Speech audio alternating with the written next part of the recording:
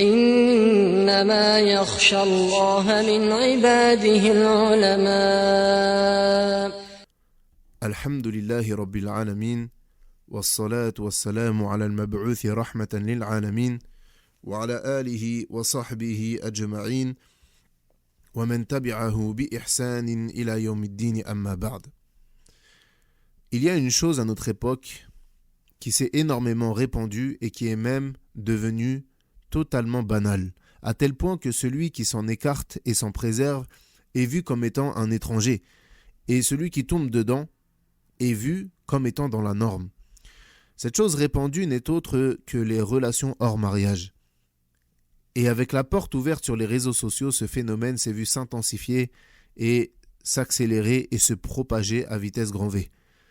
Et ne pense pas que par les relations hors mariage, on entend uniquement la fornication, mais rentre dans cela tout chemin et tout le processus qui finit par y mener. Et c'est pour cela qu'Allah subhanahu wa ta'ala nous dit dans le Coran « Wala taqrabu zina, innahu kana fahishatan wa sa'a sabila » Allah subhanahu wa ta'ala nous dit dans le Coran « Ne vous approchez pas de la fornication. En vérité, c'est une turpitude et quel mauvais chemin. » Et Allah subhanahu wa ta'ala ne nous a pas dit « ne forniquez pas ». Mais il nous a dit « ne vous approchez pas de la fornication ». Il nous a interdit toute voie qui pouvait mener à ce péché-là. Et la première porte qui mène à cela, yani à la fornication, c'est le regard. Le fait que l'homme regarde vers ce qui lui est interdit. Le fait que l'homme regarde vers la femme qui lui est étrangère. Et le fait que la femme regarde vers ce qui lui est interdit. Qu'elle regarde vers l'homme qui lui est étranger. Car le regard, c'est la première flèche du diable. Le regard, c'est la première flèche du diable. Et c'est par ce regard que le cœur va s'accrocher à la personne. Et c'est pour cela également que dans le Coran, Allah subhanahu wa ta'ala nous a ordonné de baisser le regard. Il dit subhanahu wa ta'ala قُلْ لِلْمُؤْمِنِينَ يَغُضُّوا مِنْ أَبْصَارِهِمْ وَيَحْفَظُوا فُرُوجَهُمْ ذَلِكَ أَزْكَى لَهُمْ إِنَّ اللَّهَ خَبِيرٌ بِمَا يَصْنَعُونَ. Il dit subhanahu wa ta'ala, dit aux croyants de baisser leur regard et de préserver leur chasteté. C'est plus pur pour eux. Allah est parfaitement informé de ce qu'ils font. Et il dit ensuite concernant les femmes, وَقُلْ لِلْمُؤْمِنَاتِ يَغْضُضْنَ مِنْ أَبْصَارِهِنَّ وَيَحْفَظْنَ فُرُوجَهُنَّ وَلَا يُبْدِينَ زِينَتَهُنَّ إِلَّا مَا ظَهَرَ مِنْهَا وَلْيَضْرِبْنَ بِخُمُرِهِنَّ عَلَى جُيُوبِهِنَّ. Il dit subhanahu wa ta'ala dans le verset qui suit, et dit aux croyantes de baisser leur regard, de garder leur chasteté et de ne montrer de leurs atouts ou bien de leurs atours que ce qui en paraît et qu'elles rabattent leur voile sur leur poitrine. Et tout cela dans le but de se préserver de tomber dans la fornication. L'homme, il est censé baisser le regard. La femme, elle est censée couvrir ses atours. Car dans le cas où l'homme viendrait à lever son regard, il ne verrait rien de cette femme qui a préservé et couvert ses atours. Tamam. Donc, Allah Azza wa Jal nous a donné toutes les causes pour nous préserver de tomber dans la fornication. Par le fait, premièrement, de baisser le regard. Et également, parmi les causes qui préservent de tomber dans la fornication, le fait de s'éloigner de la mixité. Le fait de s'éloigner de la mixité est une cause qui préserve de tomber dans les relations hors mariage ou de manière plus grave de tomber dans la fornication. Les hommes et les femmes, ils n'ont pas à se mélanger. Les hommes et les femmes, ils n'ont pas à se mélanger, car cela revient à allumer un briquet à côté d'une station essence. Nul doute qu'il va y avoir des répercussions très graves. Et ô combien sont nombreux ceux qui négligent cela. Ô combien sont nombreux ceux qui négligent cette chose-là, et yani la mixité, en pensant être à l'abri, en pensant être préservé de tomber dans l'illicite. Et encore pire lorsqu'ils s'isolent. Encore pire lorsqu'ils s'isolent. L'islam nous a interdit la mixité et à plus forte raison nous a interdit de s'isoler avec le sexe opposé. L'islam interdit le fait qu'une femme et qu'un homme s'isolent. Et cela même à travers les messages, à travers les textos, à travers les conversations privées sur les réseaux sociaux, etc. Et la plupart des gens n'ont même pas idée à quel point ces relations hors mariage peuvent détruire leur avenir, ou bien même détruire leur vie. Et Shaitan qui te guette, sache qu'il a de l'expérience dans cela. Ne pense pas qu'il va te tenter en premier lieu pour que tu tombes dans la fornication, directement. Shaitan, il ne va pas venir à toi la première fois pour te dire « parle avec telle femme afin de tomber dans la fornication avec elle ». Ou bien, il ne va pas venir à la femme et dire « parle avec cet homme afin de tomber dans la fornication ». Là, mais plutôt, cela va se passer par étapes. Au début, vous allez juste vous parler, rien de plus, juste des discussions, simplement. Puis ensuite, des appels téléphoniques. Mais également, ce n'est rien. Il n'y a rien de physique. Yani, c'est ce que pensent les gens. C'est rien. Il n'y a rien de physique. Ce sont simplement des appels téléphoniques. Puis ensuite, on se rencontre, mais en tout bien, tout honneur, comme ils disent. Tamam, on se rencontre, mais en tout bien, tout honneur. Il n'y a rien de physique, encore une fois. Tamam. Puis, petit à petit, il commence à y avoir des contacts physiques qui finissent par mener à l'erreur gravissime. Et ô combien de sœurs et ô combien de frères sont tombés dans la situation que je suis en train de décrire actuellement. Le fait d'avoir commencé par parler par message, ensuite par appel téléphonique, puis ensuite à se rencontrer, puis ensuite, jusqu'à tomber dans l'erreur, jusqu'à tomber dans l'acte charnel. Et ensuite, c'est à ce moment-là qu'ils contactent les gens de science et qu'ils disent « on ne sait pas quoi faire, la femme est enceinte, nous ne sommes pas mariés, qu'en est-il de l'enfant? Est-ce que l'enfant est affilié à son père ou non? Comment faire? Mais est-ce qu'on peut se marier alors qu'elle est enceinte, etc. » On commence à voir les répercussions de ces actes-là. Et n'oublie pas une chose, c'est que dans la charia, le fornicateur et la fornicatrice sont punis de 100 coups de fouet. Le had du fornicateur, et la sentence, la sanction du fornicateur et de la fornicatrice, c'est 100 coups de fouet. Ce qui indique que ce péché est un péché majeur, un grand péché. Et ne pense pas être à l'abri. Ne pense pas être à l'abri. Ne te dis pas, moi je suis attaché à ma religion, cela ne m'arrivera jamais. Je ne fais que parler. Ça ne m'arrivera jamais d'aller jusqu'à cet acte-là. Et laisse-moi te raconter l'histoire de cet Israélite. Il y avait un homme parmi les fils d'Israël qui était un adorateur, qui se consacrait entièrement à l'adoration d'Allah subhanahu wa ta'ala dans son monastère. Cependant, il ne donnait pas plus d'importance que ça à l'étude de la science, au savoir. Simplement, il adorait Allah subhanahu wa ta'ala. Et il était connu pour cela. Trois jeunes hommes, avec leur sœur, ils habitaient proche de ce monastère. Et ces 3 jeunes hommes ont décidé d'aller au djihad, d'aller au combat. Donc, ils voulaient confier leur sœur à ce moine qui était pieux. Tamam, de la part de qui aucun mal ne pouvait être envisageable. Et le moine, il a refusé cette responsabilité. Au début, il a dit « je ne veux pas prendre cette responsabilité ». Puis ensuite, il a fini par l'accepter. Et il s'est dit « si moi, l'homme de foi et d'adoration, refusait cette responsabilité, ces jeunes confieraient alors leur sœur à celui qui ne serait pas capable de l'assumer et de la prendre en charge. » Au début, ce moine se contentait d'appeler par sa haute fenêtre de son monastère pour prendre des nouvelles de la jeune fille. Si elle avait besoin de quelque chose, il la lui laissait devant sa porte et l'avertissait par la fenêtre qu'il avait déposée devant sa porte. Car il connaissait sa faiblesse vis-à-vis des femmes et il voulait se préserver de toute tentation. Après un certain temps, donc cette situation-là a duré un certain temps. Ensuite, après un certain temps, il s'est dit « mais pourquoi tu agis de la sorte avec cette jeune fille ? La galanterie et la gentillesse nécessitent que tu lui adresses tes salutations en face, que tu lui donnes quelque chose dans les mains et lui parler un minimum pour alléger sa solitude, car elle est toute seule. Tu es quand même le moine que tout le monde connaît et reconnaît pour sa droiture et sa piété. » Donc, il a commencé à passer un cap. Plus il lui parle, et il se met à lui parler, et plus il lui parle, plus il trouve les discussions agréables et attachantes. Et après un certain temps, il s'est dit, il ne convient pas, donc pour le moment il restait devant la porte, tamam. Puis encore après un certain temps, une autre étape.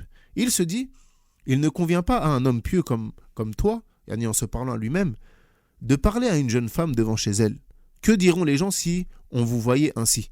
Allah connaît ton intention. Tu es un homme pieux. Rentre chez elle pour discuter un petit moment, soulager sa solitude et lui tenir compagnie. Yani au lieu de lui parler devant la porte et que les gens puissent peut-être vous voir et médire sur vous.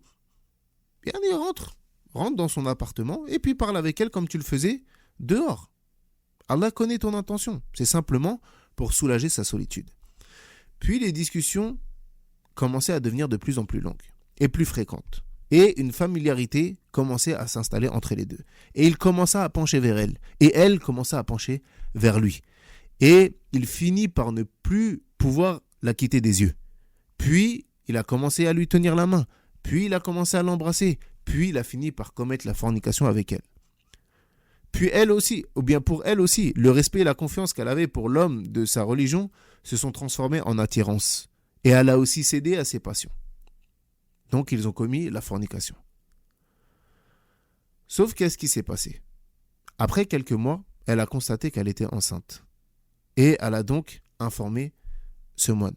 Et après l'accouchement, ce moine se dit, qu'est-ce que tu vas dire à ses frères quand ils vont revenir? Et ils t'ont laissé leur sœur, ils reviennent, la sœur elle a un enfant.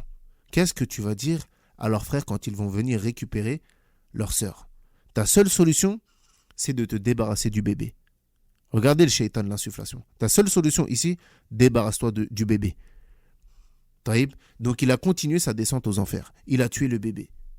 Et il l'a enterré à côté d'un rocher pas loin de son monastère. Puis ensuite, constatant la tristesse et la détresse de la jeune femme, il se dit, en la voyant dans cet état, ses frères vont forcément découvrir qu'il s'est passé quelque chose et elle ne pourra pas leur cacher la vérité. Donc ta seule solution est de la tuer elle aussi, pour être le seul à détenir ce secret-là. Puis ensuite, tu peux te repentir et les choses redeviendront comme avant. Allah est certes pardonneur et miséricordieux. Tu ne peux pas rester dans cette situation et laisser les gens parler de toi en mal, salir ton honneur et ta réputation. Donc, qu'est-ce qu'il a fait? Il a tué la jeune fille et il l'a enterrée avec l'enfant. Regardez jusqu'où ça l'a mené pour le moment. Donc, il a tué la jeune fille, il l'a enterrée avec son fils. Puis, il a essayé de vivre comme avant, mais il n'arrivait pas à retrouver sa sérénité et la douceur de ses adorations. Son esprit, il était perturbé. Il ne supportait plus de rester seul dans son monastère et il se cachait pour regarder les jeunes filles du village. Il se cachait pour regarder et observer les jeunes filles du village dans lequel il habitait. Quand les frères sont revenus, il les a accueillis en pleurant et avec en extériorisant sa tristesse. Et il les a informés que leur sœur était morte subitement à cause d'une maladie fulgurante. Et il leur a montré sa tombe et il leur a présenté ses condoléances, les larmes aux yeux. Puis ensuite, après que les trois frères ont accepté le destin de leur sœur et qu'ils se soient recueillis sur sa tombe, ils ont commencé à se poser des questions sur cette maladie et la mort subite de leur sœur. Et ils ont trouvé qu'il était de leur devoir de déterrer leur sœur et de voir son corps pour s'assurer des propos du moine. La confiance ne doit pas être aveugle et le contrôle est un devoir pour apaiser les cœurs et éloigner les mauvaises pensées. En les voyant faire cela, le moine fut paralysé par la peur. Il se réfugia dans son monastère et a attendu passivement la suite des événements. Et à ce moment-là, il a commencé à réfléchir.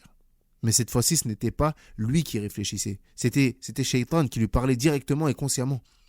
Et puis Shaitan lui a dit, « Écoute-moi, ce qui t'a poussé à accepter la charge de la jeune fille, c'est moi. C'est moi qui t'ai poussé à accepter la charge de la jeune fille. C'est moi qui t'ai poussé progressivement à te rapprocher d'elle. C'est moi qui t'ai rendu délicieuses les discussions avec elle. C'est moi qui t'a poussé à l'aimer. C'est moi qui t'a poussé à la désirer et à ne penser qu'à elle. C'est moi qui t'ai poussé par le désir, jour après jour, avec patience et persévérance, à la regarder, à la toucher, à l'embrasser et finalement à commettre la fornication avec elle. C'est moi qui t'ai poussé, par la peur, à tuer l'enfant et sa mère. Les frères vont venir casser ta porte et te tuer, c'est une certitude. Je suis maintenant le seul capable à te sortir de cette mauvaise situation. Mais je le ferai à une seule condition. Accepte ma puissance, adore-moi et prosterne-toi devant moi. Prosterne-toi et je te sortirai de cette difficulté. Personne ne peut t'aider si ce n'est moi. Shaitan. Et alors ce moine s'est prosterné devant Satan. La porte se cassa et les frères sont entrés et ont tué ce moine pendant qu'il était en prosternation devant le shaitan qui l'a toujours suivi.